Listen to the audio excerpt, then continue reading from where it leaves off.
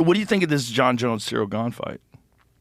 Honestly, I think it's a tougher fight than Francis. Really? I do. I think that Ciryl Gane, his movement, his footwork, he's so good with his front leg. And for Jon Jones, remember when he came back from OSP, he looked so stiff. Yeah. And that was a time off and putting a lot of muscle on.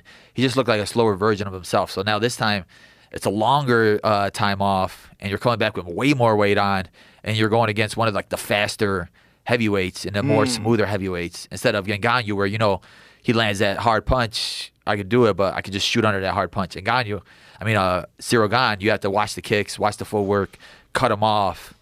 Yeah. The thing is that Ciryl Gane was out-grappled by Francis when Francis had a bad knee.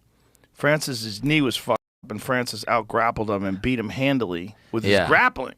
Yeah. I talked to Eric Nixick, and he said Francis's grappling is on a totally different level than he used to be before, and he's so big and so strong.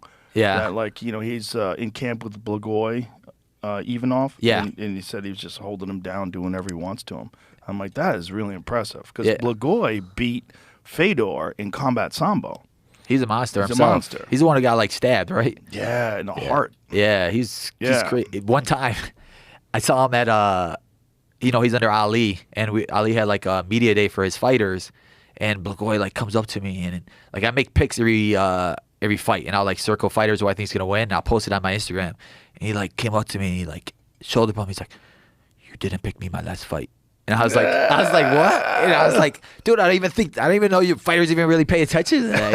I was like, dude, now I started realizing that these guys are watching it. But of course they watch. Yeah, I was like, this guy's crazy. But I was like, man, I got to pick him every single time he goes now. I was nuts. But yeah, I always talk to Eric Nixick. Eric Nixick's one of those coaches that he's like my brother. But I'll call him after, hey, they're giving me this guy. What do you think about it? And he would always tell me Francis is one of those heavyweights that loves to wrestle.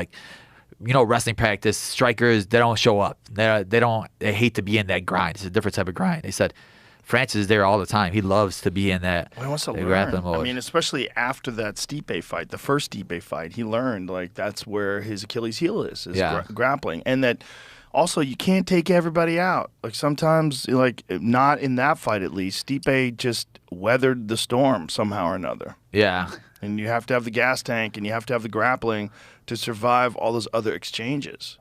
But that was at his moment. Remember when he was just knocking everybody out, and he had 2 minutes of fight time? Yeah. And then all of a sudden you fight a guy, oh, dang, it's past the second round? Well, it's also like we talked about with Hamzat. When Hamzat went after Kevin Holland, if you get out of that round, how much do you have left? Yeah. Well, he got out of the round. Stipe made it out of the round, and then Stipe started dominating. But that second fight, man, Francis's takedown defense, he looked good. Patient Francis. That's what DC was saying. Patient Francis is scary Francis. Yeah, that's why I'm mad. Yeah. I'm mad because I feel like we were deprived of one of the great fights in MMA, one of the most compelling fights in MMA. Does it mean I'm not interested in Ciryl Gane and Jon Jones? I'm very interested in that fight. For all the things you listed.